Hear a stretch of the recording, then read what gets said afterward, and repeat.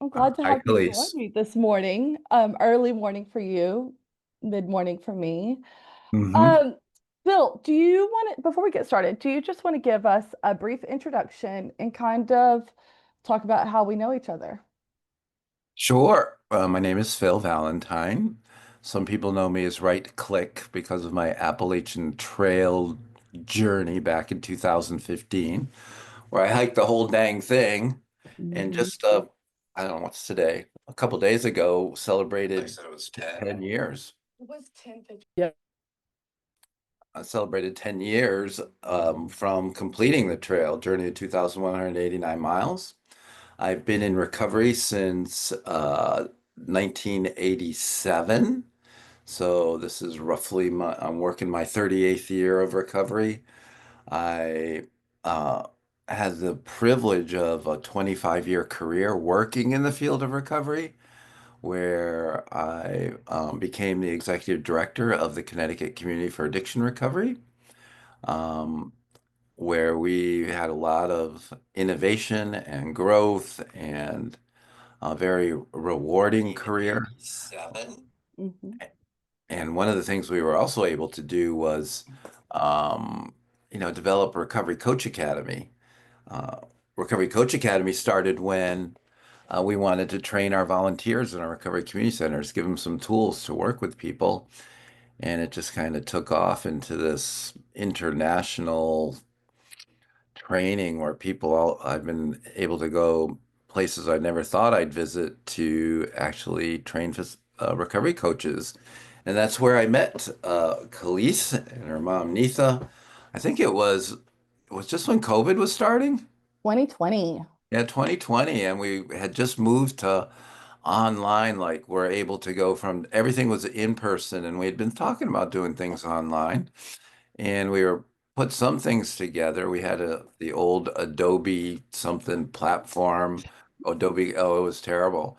And until we switched to Zoom, but Nathan Calise came on to one of our academies online, and I was immediately struck by their enthusiasm for learning and how both of you had grasped the concepts. Like, yeah, these really resonated with you, and you wanted to know more about them, and I think you appreciated not only were they simple, but they Mhm. were deep and they were effective. Just a very smooth way to be in the world. Like we were talking before we came online, that I believe recovery coaching, at least for me, is a way to be in the world. So I often think, like, if I'm at the checkout line in the grocery store and someone's ringing me up, a question comes to mind. Mhm. Curious. Yeah, like, how's your day going? Yeah. Or whatever. Yeah, Yeah. of course. So that's, Beautiful. yeah. And so I'm also kind of the personal side. I'm a father of five, married to my beautiful wife, Sandy, who's also going to retire soon, and might start our own little Valentine recovery consulting company. And have four grandkids. And currently, now that I'm retired, I've been retired for about a year. But my big questions every morning are, do I fish from the kayak? Do I fish from the beach? Oh Do God. I go play golf? Those are some of the tough questions I have to answer every day. You're I'm enjoying making retirement sound good. it. Was. I also get to write a little bit, but I'm drawing, I kind of it's the striped bass run right now, so my drawing has suffered a little bit because I'm out just about every day on the beach fishing. Yeah, yeah, yeah. Oh, good, I'm in. But I'm starting to hit the golf ball pretty good too, so I'm Okay. starting to get that one back. Are you still playing golf clash? As a matter of fact, very rarely, and my league and my team is not pleased with me, but maybe half an hour a week now, There maybe. you go. Yeah. So, Phil, I think sometimes I don't think that people realize that or even know that you were at the 2001 Leadership Summit in St. Paul, Minnesota. Is that that's correct? Correct. Yeah. And that event, if we like look at the history, which we both talk about all the time, if we look at the history, that was kind of a big shift in the new recovery advocacy movement. 2001. Mhm. That was a lot, I mean, quite a while ago. And Maybe to you. I mean, also it doesn't feel that long to you, is what you're saying. All right. And like one of the things you had said whenever like I said earlier, you had talked about that experience for you, and you said, I felt included. I felt that we were all there for a common purpose. I had a deep awareness of a spiritual presence that is hard to convey in words. And you said, I remember talking with Bill White for the first time in person and a sense of being part of something that had deep meaning. It was powerful and it stuck with me more as a feeling than a specific recollection. Can you tell us about that experience? Like, what was that event like? What came out of that event? Well, I think it was a collective enthusiasm and it was a collective love of recovery and for recovery. Um, uh, Looking back on it, I just saw people that were willing to um, put recovery first, which ultimately became the number one foundational principle for CCAR was recovery first. So when you put recovery first, it doesn't really matter where you're from, what gender you are, what color you are, what your background was. In a lot of, it's the same way as it is in a lot of recovery meetings, right? It's backgrounds and it's irrelevant because we're all united for a common purpose. Um, I think a lot of us had been doing our own work, and it hadn't been too long. It had been like 2 or 3 years, and doing advocacy work. Before that, Bill Moyers was going around the country talking about putting a face on recovery, that the system and the needs to see people in recovery. And there have been earlier movements too, where people had tried to do that. But when we all came together, there was also this feeling like, oh, wow, I'm not alone, or we're Mhm. not alone. There's other people. I'm in Connecticut. We're in Minnesota. There's people in Indian country. There's people in California, Texas, Oklahoma. People are doing this, Maine, all over New England, Carolinas. They were all over, and we were all doing the same work. So we thought like, there's just almost a joy with that to see other people doing the same thing. That I've heard it said that when you find your people, you know it. And Mm, these were my people. Um, I believed, at first in the sanctity of anonymity, in the kind of like keeping it quiet, like when you were going to 12-step meetings in church basements. I always found it interesting that we were in the basement. Why we're in the basement of churches. Um, and when this is almost like we emerged, and to borrow another term, it's like we almost came out of the closet and collectively decided to say, we're coming out. Here we are. yeah. This is us. We are in recovery. And when we get into recovery, we thrive. We do better. We contribute. We are no longer a drain on society. We are contributing to society. Um, and when you have that type of enthusiasm, and I think the notion that came out of that is we can build a movement, and the primary purpose of that movement was to put a face on recovery. So we would see each other.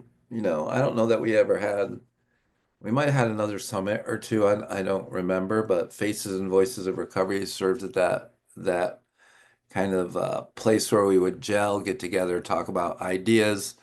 The federal government helped us through the Recovery Community Services Program grant. The grantees would meet. We would talk about new ways to do that. So we all did it on our own, but learned from each other, and it kind of moved from there. Interest. So it's also too, because you talked about the collective, and then you just highlighted we'd all do it on our own. So like everybody has autonomy, or maybe, right? It's Mhm. You could all be working towards the same mission. I like to think about a North Star. So, like, this is the North Star, this is where we're going. But it's like we talked about, there's many ways to skin a cat, there's many ways to climb a mountain. So, the way we do that can all look different. So, Mhm. I mean, that leads to, one of the core things we talk about is unity. Like, we can be different. Everybody has asset skills to give. They're all different. Everybody has different perceptions, ideas, beliefs, but they can all be valuable too. Mhm. And so I think, and even just as you were talking, you brought up a lot. You said love. You said Right. love, like you were talking about collective, putting recovery first, visibility, contribution, Mhm. highlighted human potential. Those right there are really great principles, values, like even cornerstones, like no matter what, is this aligned with some of those things? Um, anytime we had some like riffs in the discussion, they were oddly enough, even back many, many years ago, I can remember a few discussions getting heated more over uh, political views. It was like it was those were simmering below the surface 20 plus years ago. And now, with the advent of social media and all the political views tend to divide us, right? And I think that's what's really happening in a lot of society now. I saw one thing where he said if you put 100 red ants and 100 black ants in a jar, they'll live peacefully until somebody shakes the jar, and then that's Ah, that's killing someone. interesting. So if you got two sides, then you have to figure out who's shaking our jar and why are they doing that, and do they want us divided? But as a leader of a recovery community organization in the United States, we have Republicans, we have Democrats, right? And for some reason, it seems like the Democratic Party has like claimed recovery, that it's like a recovery thing. And I don't know why that is. Like they've claimed the arts and the movies and all that. And they've even claimed the media in a lot of ways. And the Republicans have their, you know, they, I like what Bill Maher said that Republicans are the brakes and uh, Democrats are the gas pedal. When I grew up, it was Republicans were the party of self-sufficiency, and Democrats were the party of compassion. So I kind of grew up with those things, and you could have discussions. My point being, even if those divides and people are so strongly ruined in their beliefs, as a leader, I don't want to be all Democratic or all Mhm. Republican.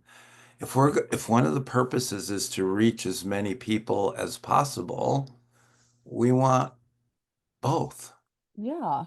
You Well, know, like, but that goes for everything, right? That goes, um, if we want to reach as many people as possible, we need to be diverse. We can't be all women, we can't be all men. mhm. We can't be all the same color. But I found that it wasn't anything that we were aware of, right? We were aware that we wanted to have this diversity. However, people that were drawn to our cause, which was threefold, put a face in recovery, help as many people as possible in recovery, and equip them to help, right? And so when we had that as our driving force, recovery first, people from all over came in and became part of the tribe.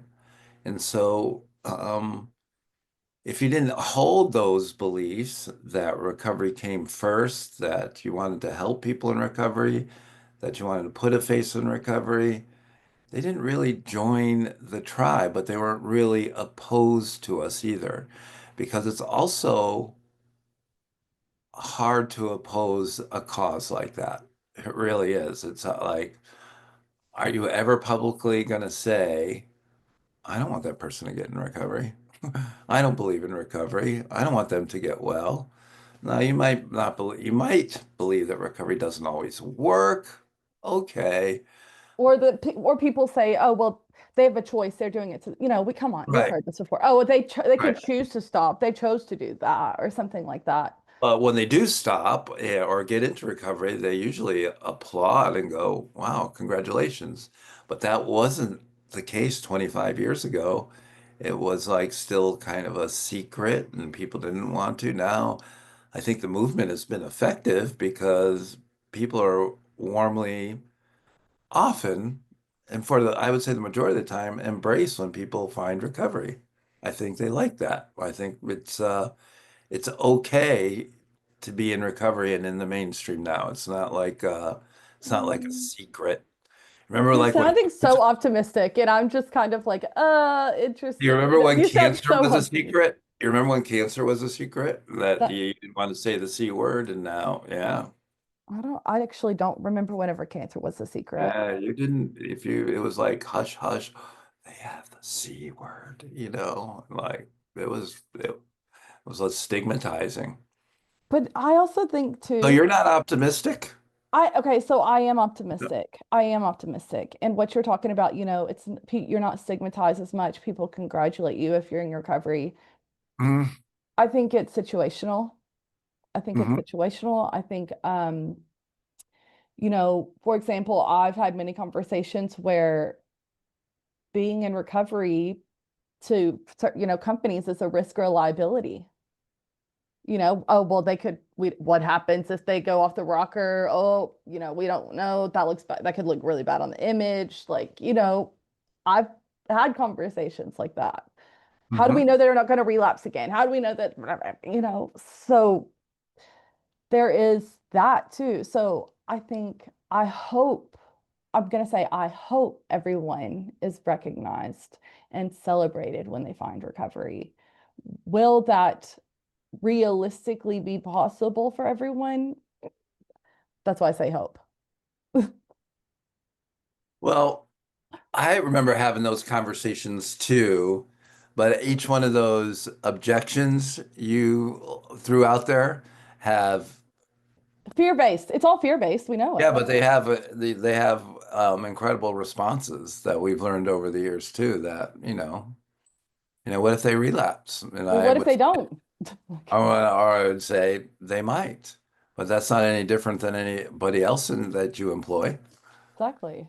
And you have to make the case that usually, the large majority of the time, the person in recovery, personal recovery, is a very grateful employee and will go above and beyond. So um, They it's do too. Human yeah, potential. Like, and I think there's that element of people who get into recovery, they care. I don't, that's what I've seen. Like, they right? care. They want to make a bigger impact. I don't know, love deeper, harder, like Mhm. care more, want to do Well, good. I was reading the promo for this little talk here, and when I think about unity, well, Camilla, what do you think divides people in the field? Well, mm, And I, I would go for the first one, and so let you think about it a little bit. okay, go. I think it's the pursuit of money. Whoa. Okay, I was not expecting you to say that. Why? Oh my gosh. So you're saying you think the number one thing that divides people is the pursuit of money. And Right. okay, so that's interesting because Well, in the field, I want to start to talk about fields that are okay, closely. yeah, yeah, go ahead. We're in the recovery field, right?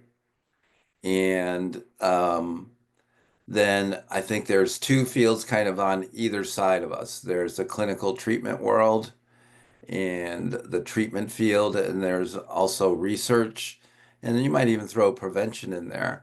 But a lot of it is, it's not really, it is kind of service based, but it's money driven. Treatment providers, uh, and it's a tragic flaw with our healthcare system, right? Mhm. That Bill White talked about harvesting the crop of the addicted, which is really one of when you are working for a company that's bottom line is filling beds so that they can pay the bills and make their shareholders money, the care is going to suffer because it's not person oriented, it's dollar oriented.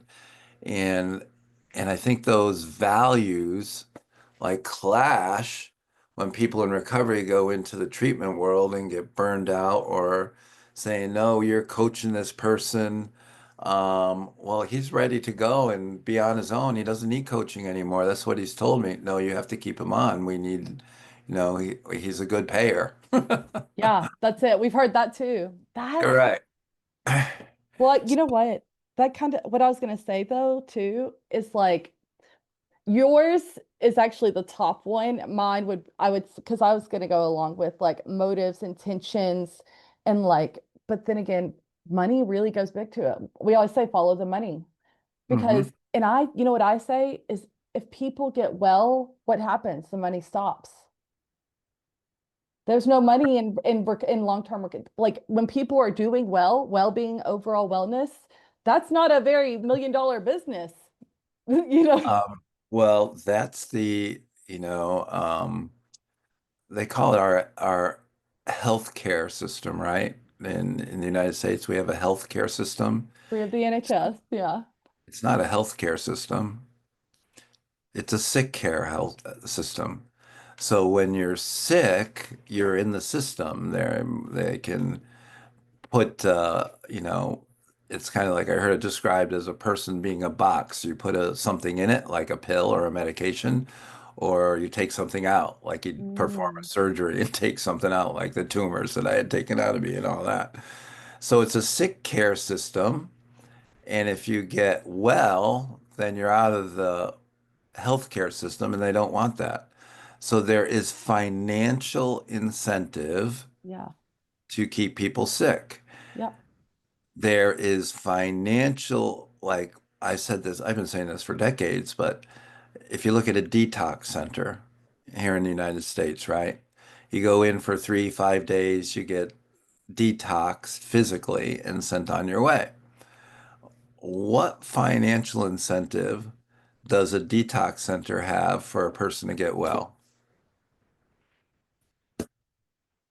There is none because the No, person will keep returning. And if they're on like there's some of been the no state federal stability. insurance, they'll just keep getting paid and no matter as many times as they keep coming in. And see, It's a tragic flaw, but this gets into what are you working the system to bring dollars in for your own revenue, for your team's revenue, for shareholders' revenue, or are you doing it because you have a genuine heart to help people? I think most people have a genuine heart to do that, and then the system just beats the hell out of them.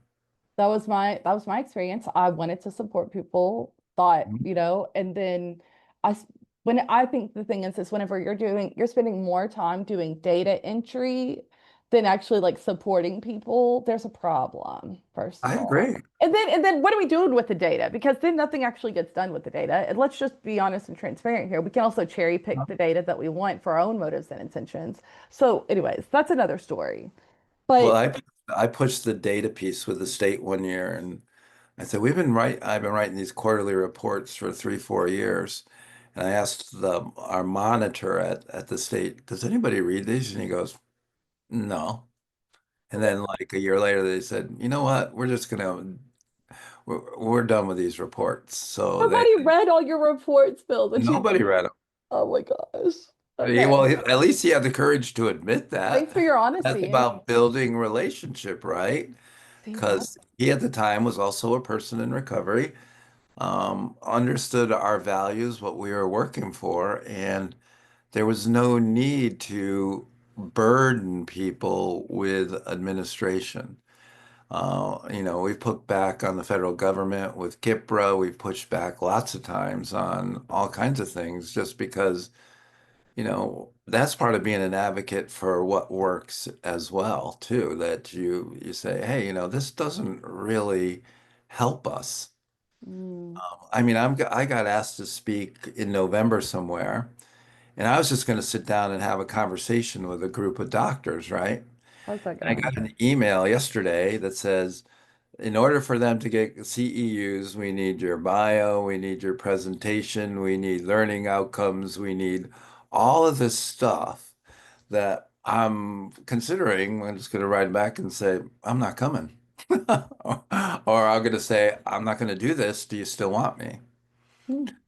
Because I was going to like, I would love to like, they have the podium, they have the stage, they have the rows of chairs, and I was just going to pull my chair down in front of the podium and say, hey, you guys define recovery for me. Anybody want to define recovery? And run it like a coaching session, and Yeah. see what all these doctors say.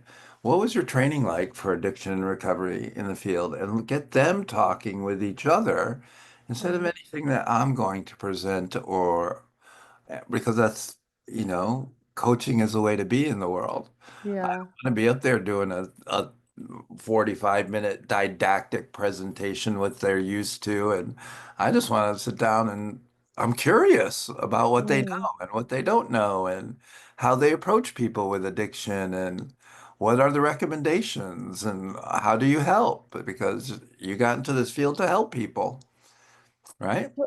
So, and so you brought up curiosity, and I just want to go back to that point. Okay, if we know that money is let's say the number one reason why we divide. I do feel like there's some backdoor deals going on. Maybe not everybody understands, that money is the motive, but there's still so much of a divide, oh, this way, that way, we all think our way's right. Oh, this is the right way to do things. That's the right way to do things. That's not the right way. But how do we come together? What do we need to come together? Well, I can only say my approach was this is the way we're doing things. We're open to suggestions to doing things better. But we've been doing this way and we've had great, and it's not even a but. We've been doing it this way. We've had great results. I'm curious about how you're doing things. And I explored, I said, I don't think that would work for the way we approach. And we had a lot of those conversations with the mental health system. And because the mental health system and the addiction recovery system are two different approaches. Doesn't mean one's right, one's wrong. But I also think that the person, when you follow the person, they have the choice of which one will they want to try and which one will work best for them. Multiple pathways of recovery. I think people get very protective of their turf. And I early, especially early on in my career, maybe I needed to necessarily. I've learned to be a little more kind to myself over the years.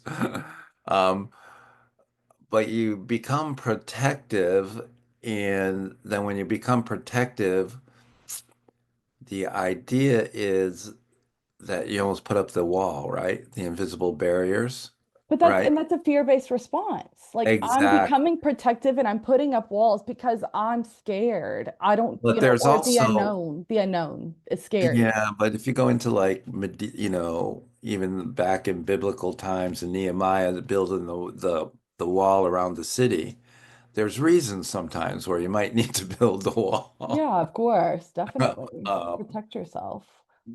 But but but again, it is there, so you can always make the arguments lots of ways. But I think people get, and again, this goes to this point where you and I have had a lot of discussions about. Like Recovery Coach Academy UK doesn't have a relationship with NHS. You know, CCAR, Connecticut Community for Addiction Recovery, doesn't have a relationship with the Department of Mental Health and Addiction Services. You know, Calliese knows a person in NHS. Phil knows a person at Divas, which oftentimes was the commissioner, right? So um, we'd have meetings and we'd talk and I'd ask questions and they'd ask questions. But that wasn't, and then it could be promoted as CCAR and Demas, but it always boils down to who you know and how they're operating. And the better you can get to know that person, the better you can. But most people might not even be willing to because, again, you want to talk about the love of money is the root of all evil, right? Money is a dividing factor. And the people that I couldn't deal with personally were those that were filled with pride and ego Ego. and self-importance. Those are the ones that I just didn't connect with, you know? So I I'm can, not one that you tell me what to do, you know? This is how you're going to do it, and this is why.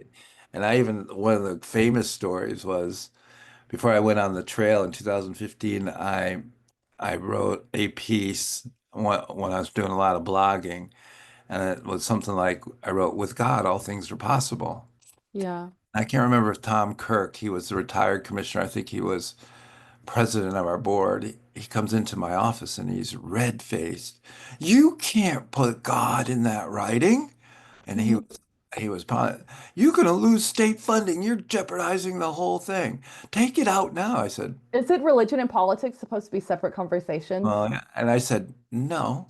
And he goes, and he was just taken aback. He was like, what? Because now what's he going to do? I think he was very reasonable. Part of it was like when he got his dander up, he expected people to say, okay, I will. Mm, I said, let me go think about it. And so I went into the woods and I went for a long walk and I was kind of in communion and I got this response that said, substitute the word recovery for God because we're the same thing. And mm, I changed the blog to with recovery, all things are possible. And he was good with that. I was good with that. And I guess God was good with that. I go, we'll find out, someday. But it's interesting. those kind of like the not the lesson was, you know, stand for your values, stand for what you believe, stand for and don't kowtow. I firmly believe too, when it comes to sustainability, I gave talks on sustainability, and I could see many people that thought the way I do, shaking their head, going, that makes sense. And all the bean counters go, he's freaking nuts. Because Yeah, I of would course. say if we do the right thing and we do it with the best of intentions, and our purpose is to help, is to heal, is to grow ourselves, is to learn more, is to become better, then resources will follow. Yeah. I think And that's it. yeah. So So I said a lot again. You get me rambling, Calise. no, you're good. I think the thing is too is because so one, I really like the relational aspect. And there's some, so you said something about the people you struggled to talk to were the ones filled with pride, ego, and self-fulfillment. And I think if we are going to be relational, Self-importance. oh, self-importance, sorry, Yeah, self-importance. self-importance. I do think there has to be an element of being relational and being adaptable. Hmm. Can we be, and then some of the other values and principles that come up through that conversation were curious, willingness, you know, I just to go back to willingness too. Are we willing to even be curious? And you said know your values, know what you believe in. So do we know, even as individuals, before we even are part of this wider recovery movement, are we clear in our values and understand what those are? Hmm. Right. You know what I mean? Like, really? Because a lot of people don't know their values, they don't know what they stand for.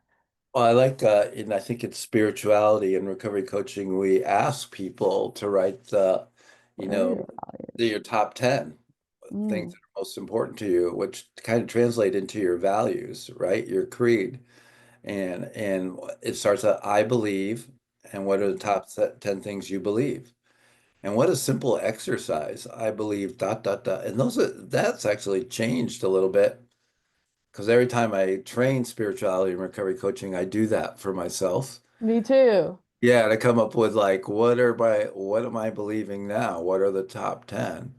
And I think, when it comes, and this is what unifies our movement, and I get emotional when I think about it, is I believe in the power of recovery. I believe in recovery. Yeah. And first and foremost, that what a blessing in my life to see my life come from the pits of being trapped in a cocaine vial, literally, like inside of that no world, nothing but white powder and mayhem and pain, to blossoming into being to lead a recovery community organization, to have a family, to Be enjoy fit, every to have the day. ability to fish and like Yeah, farm and right. All explore of that. yourself and But everything. the part of that is to give that away so that other people have that opportunity as well. And their life becomes not only not miserable, but they start to thrive and enjoy life. Because to me, there is no greater purpose in life than to enjoy it, no matter our Mm, circumstances. And then we have this caveat to make it enjoyable for others, which is another way to frame recovery. Look, okay. I'm here not to get you to stop drinking. Recovery has made my life more enjoyable. Would you like your life to be more enjoyable? Are Mm, you enjoying life right now? To me, from the outside, it doesn't look like it's all that enjoyable from what you're saying. Would you like to enjoy life more? How do you think you could do that?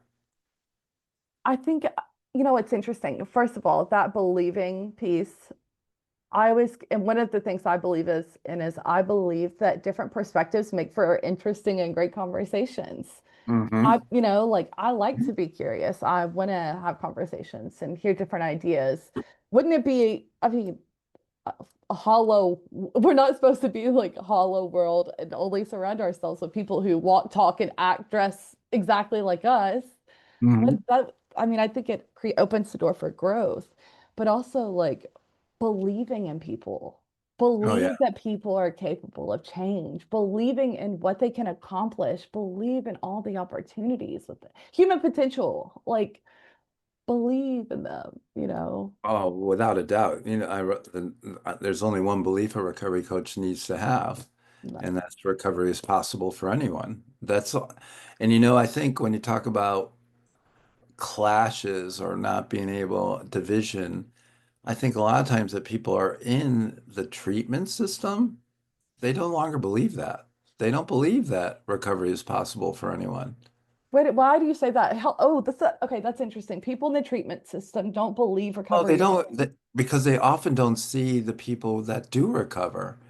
You know, Oh, okay. they get them back. They see the ones that keep coming back. They hear the ones that died. They hear of, but they keep seeing people that are in the throes of addiction, and very rarely see those people that they helped or served come back and say thank you.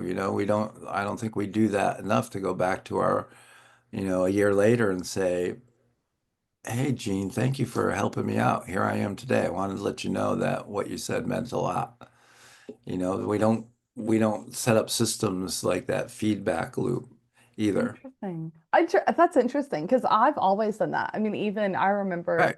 my lawyer who first Well, made you're me see unique. differently. I was like, I'll, email her and just say, she emails me on my recovery birthday, essentially. Yeah, well, you're unique Like, because that makes you, special. One thing I also wanted to say about different perspectives and as a leader, it's kind of like one of my Lord of the Rings theories, or I don't know, fight, I like to think of myself as a commander and a general, and I don't know, okay, but we're not, whatever. But when you're on top of the mountain and you're the general, right? And you get on the top of the mountain and you maybe have other commanders or other generals like looking in the northwest, north, south, east, and west, right? And they're on their sides of the mountains. And then we have a meeting, and I get to hear all their perspectives of where they're coming from. But then, as the leader, you have to make the best decision, knowing all what's going on 100, 360 degrees around you. And not everyone's going to agree with that because, well, you're leaving us exposed, and then what about us? And we're not going to get enough food. Well, they need it over here. So a leader takes the 360-degree view, the 30,000-foot view, and makes the best decision with the information that possible. And I think that's open. That's a kind of a faith-based, welcoming, intuitive, spiritual, if you will, style of leadership.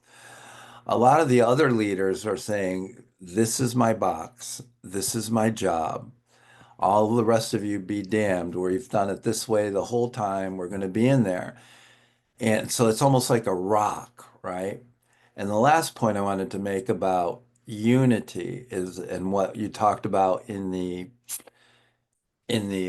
St. Paul summit was um, flow, Flow. to step into the flow.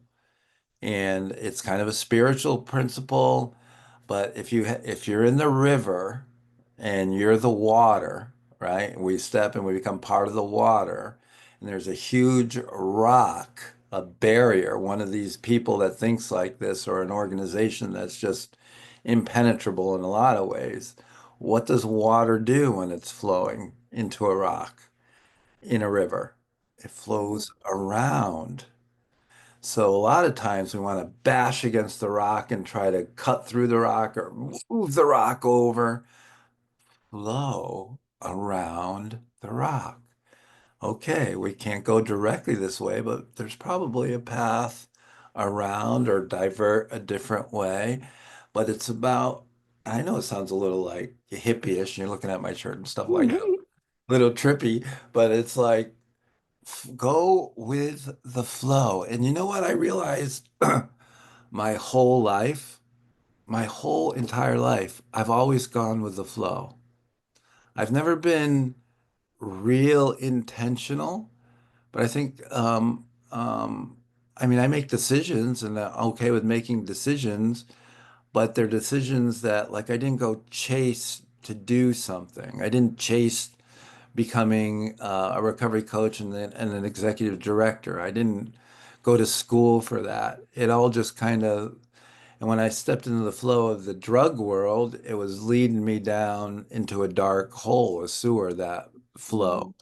And somehow, I got diverted into the rooms, and then a whole new pathway opened up and stepped into a flow that would, go on to help many people. But mostly it helped me too as well. It's the odd thing about recovery is that when you're selfless, you're actually selfish. It's a paradox because when you help others, you help yourself. Yeah, I And I said that too. If you want to get yeah, out of your head, go help somebody else. right. And so is that selfless or selfish? It's both. It's Right? both. Yeah. I I think it's really interesting too, because what I thought about was one time we had a conversation about can you advocate for something you don't believe in? And I remember thinking that, say for example, Mhm. there's different pathways of recovery. I believe that people should have choice. Mhm. I believe that people should have choice. I believe that people should have a say, autonomy. So if that meant me advocating for something that I don't believe in, I can do it because I believe in the underlining thing that you should actually get the choice in what you want. So Right. I think So that, did, so what's the answer to the question? well, no, I think that there's that other element of what if by knowing our beliefs and our values, that could help us really unite with each other because if if I value choice, if I believe that everybody should have choice, then how can I have difference with people if their choice is different than mine? And the, Um, I agree. and so I think that there's just those foundational things that we could all be applying, but I don't know. I also am sitting here thinking maybe we just need to have a big dinner table and like break bread and have conversations by being relational. It opens the door for Of conversation too. course. Of course. That was, I always said, like, my second office was the Cosmic Omelet in Manchester. The cosmic omelet. And I would bring all kinds of people there and we would just sit down and talk. And that's how I built relationships. Or, even my daughters were kidding me that, like, how much I like to go out to lunch, and take people to lunch, and it wasn't about the food, although I enjoyed that part, but it was more about who I was Conversation. talking to and the relationships I built. There was a CEO of a managed care organization. We'd have breakfast like every few months, and she was kind of came from corporate, had to make money, but also understood where I was coming from, and we would have frank conversations about what she could do and couldn't do, and I would too, but that was okay. Different, she had to make money for her boss, right? And we had to help people, but she wanted to help people too, so she always wrestled with those two. You know, Even in the Bible, I think Jesus said that the worker is worth his wages. So I don't have any problems with people in recovery or recovery coaches or people that work in the recovery field getting paid a living wage or getting paid to do well. You can do well and do good at the same time. They're not mutually exclusive. Mm. So I've had many examples where we didn't have the same overall values and principles, but when you are certain of your values, then you don't have to defend yourself. Ooh, oh, that's a really great angle, So when actually. people aren't certain, like when you challenge them and they get defensive and they put up the wall and the rock in the river, they're not really, oftentimes it's like you were saying beautifully, it's fear-based that they're uncertain of what they believe in. It doesn't seem right. So Mm. instead of like saying, well, what's got to change here or what's got to change in there, we just get defensive. I found that with like my first 10 years of recovery that AA was the only way. That because I was uncertain that it was still going to work for me. It took me about 10 years. So I would defend it like, well, if you don't go to meetings, you're going to relapse and die, which is the message I was taught.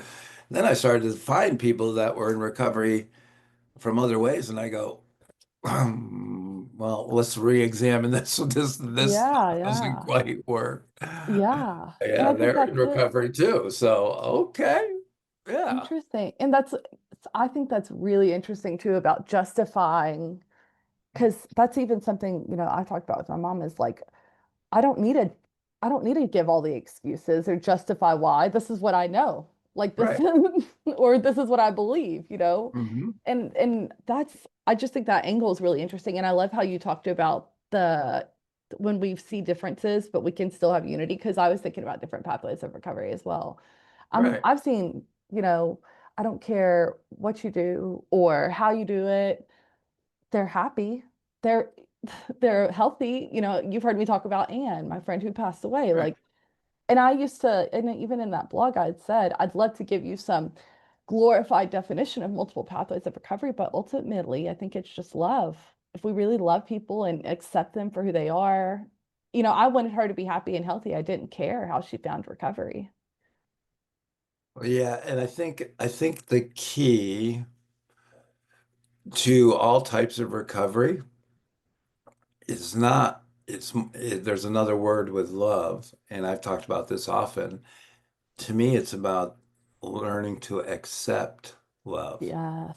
Oh, And people I get into this thing about can you love yourself, right? And I say no, but most people will say yes. And I mm, would just challenge and say you can care for yourself.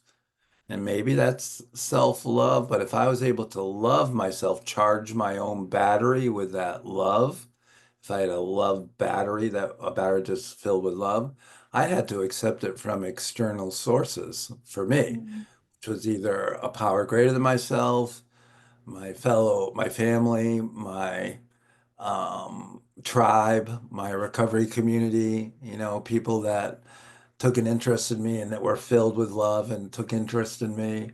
And then you started to fill your own battery and now, I can be in awe of God's creation, whether I'm fishing from the kayak, fishing from the beach, or out on the golf course. I get to play with Brian, who I know. loves to see like he gets all excited like when deer show up on the golf course, and I do too. I still think like just seeing deer on it, that's the coolest thing, you know? Uh, yeah. And looking at the view and the clouds and the trees and just it's beautiful just to be a fun little walk in the woods, you know? But anyway, I think so. So going back to oh, what Calliese, our Calliese, value, how well have you done in accepting love? I how well have I done it? That's a bold question, Phil. How well have I done in accepting love? I'm better than what I used to be. I'll tell you Yeah, that. I don't push so many people away, have all the walls. I'm more about let them in, let's see what happens. And it there goes you back go. to, hey, that goes back to trust people. Trust That's people. also that's also inner confidence and in self-awareness. Yep. Hmm. And I think it's also, I read this, I wish I was trying to find it before we met today. And I read this thing and it was about when you've done so much work on yourself, you can't be angry anymore. You can't be Hmm. angry anymore because you can understand. You can understand why the behaviors or patterns are showing up or why they did that. You can look at them and with acceptance for where they are right now. And I just really related to that because I had somebody call me and they wanted to make an amends, through their program and make an amends. And I was like, I love you. It's okay. And they're like, you're not Hmm. angry. And I said, no, like, it's Hmm. okay. I know I've been there before. I can understand that. And I think there is that just, are we willing to really accept people? First of all, are we willing? First of all, are we willing? Secondly, are we willing to accept people for who they are? Are we willing to believe in them, even if it's different than us? Are we willing to see past all the, I'm gonna say BS, to just looking at the person Hmm. and having some compassion and respecting them? Well, yeah. And I think you've been using the term willing a lot. I know, because I think I have I'm formulating an opinion on that. go for it. I can't formulate it yet, but it's kind of like Okay. Come back to me. no, but there are times like it's the intuition, right? Oh, yeah, there you And go. there's times that I'm not willing and I don't know what that is. And I don't know if it's an intuition or my own ego or pride, but there's and this I don't mean to be fear-based, but I also have seen and believe that there is evil in the world. So, how do you wrestle with that too about uh, you know, That's a great point. Really great willing point. so I don't know. I don't, but I was just kind of like giving you the counter argument that Yeah, came yeah. out of my No, head. you just flipped it on its head. And that actually, well, makes me think there are some times where I'm Right. not willing to take it anymore. I'm not willing to do this. Like, Right. and it's more about, I'm not willing to talk to you because you're an a-hole. or like, I know that I'm not willing to have this conversation because I'm just trying to think about an example in my head. I'm not willing to have the conversation because repeatedly I don't feel heard. So why I'm not going to try anymore. And Yeah, I'll, I think Sandy's had that same thing. Like, she keeps putting it out there for some people and gets nothing in return. So why do you, and not that you need to, but it's kind of like if there's no reception or no response, why would you keep doing that? isn't there that little saying, the definition of insanity is doing the same thing over and Yeah, over and over again and expecting a different result? kind So of. So you know, honesty, openness, and willingness, right? That's how you do it. So, I think it goes in that order. You have to be honest with what you're feeling and perceiving. You have to be open to the outcomes of what might be happening or open to this person. And then you have to ask yourself, yeah, but am I willing? So mm, if I see like some guy brandishing a weapon or like that, coming at, I'm honestly thinking this guy is dangerous. I'm open to maybe asking him a question, but willing, I don't know. I don't know what you Yeah. mean, but so it's almost situational, but we have to be self-aware enough to say, like even like sometimes we know we're going to have a difficult situation conversation, right? Like I think I called you up and I didn't think it was going to be difficult, but it wasn't anything that I had to kind of throw myself on my sword and say, yeah, I hadn't completed my end of this project and I'm sorry. But I was willing to have that conversation, That and also highlights humility. oh yeah, right. Like, I'm Vulnerability, being yeah, honest that, yeah, I didn't do this. yeah, It's a part of recovery is making the amend or like talking about it and saying, yeah, I haven't held my stuff up here. I haven't yeah, done that. exactly. And I think that's integrity too. Right. But again, to kind of like, we're going to noon your time. Yeah. So I like to think about, the last thought I want to bring about unity was when you think about unity, a lot of times in like sports teams or things like that, um, we can talk about American football, we can talk European football, soccer. Soccer, you don't care where their backgrounds are, where they, what color they are, what their beliefs are, but they're Mhm. unified around this love of soccer and an incredible ability to play it and a desire to play it. And then it becomes a desire to train, to learn, to educate themselves, to become better and better individually. And then to do that as a team so that in any given moment in that match, you can score more goals than the other team. And then hopefully they become out top of the league. But everybody is unified. They're all pointing towards this goal of getting better, of striving to get as good as they possibly can to put the ball in the net more times than the other team, to defend their goal, to score. So it doesn't really matter. And there's tremendous, so I would love to be able to think of like, the recovery movement as a huge global international team where we're all putting recovery first. We want to help people in recovery and we want to equip people to help people in recovery. And once we do that, it doesn't really matter where you're from. We're all unified on that vision. We want to do that. We're all going to bring different skills. On the team, we might need a left footer going down the right side so he can cut in the middle and cross, or we might want him down the left side, or a right foot, right, you know.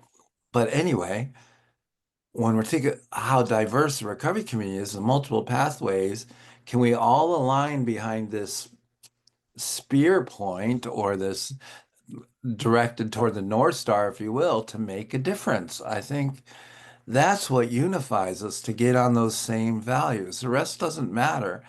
And if people don't want to be part of the movement or disagree with the movement, okay, let them. We don't have to convince everybody. Find the people that do align with what we believe.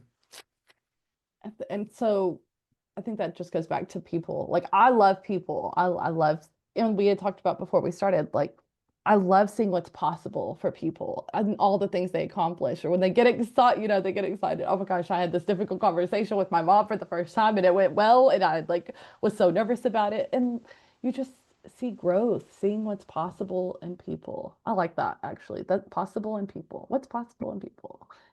It's very simple. Well, just wait as you get older. Yeah.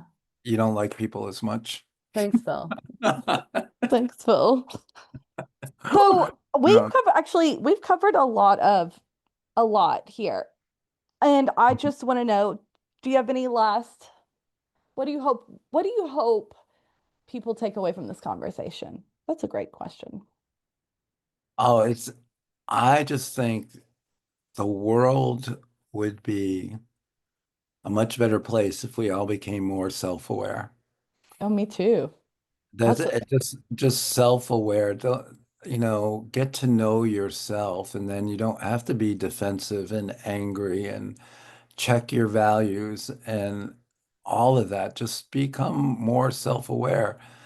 And I also think that if we fully grasped the idea that we're all going to die, what you no, always go like you'll like be up here no. on a high note and then you're like, wait a second. Let Well, me if we're all going to die, that we would treat each other with a lot more kindness. If we all understood that, you know, our time on this planet is so short, why wouldn't we treat people with kindness? And what is um, the pursuit of money going to get us? Just be kind. it's just paper at the end of the day. It really is just a piece of paper. Be kind. Just be Yeah. kind. That's My actually basic. my sign here says be kind and continue. Right. Be kind and continue. Beautiful. Awesome. Well, thank you so much, Philip, for joining me and having this conversation. Thank Um, you, Calliese. I yeah, didn't know that it was going to be just the two of us. I thought we were going to have a crew that we were going to be asking questions and stuff, but I kind of like this. I don't usually talk this much. This is the most words I've said. I And know. And I'm very surprised because you woke up really freaking early, but still had a lot to say. So that it's was getting light good. outside, so it's good now. Perfect. So I'll share this around. There's some comments in the chat and we'll check them out. And yeah, thank you. Have a good one. Okay. Let's see. And okay, it's done.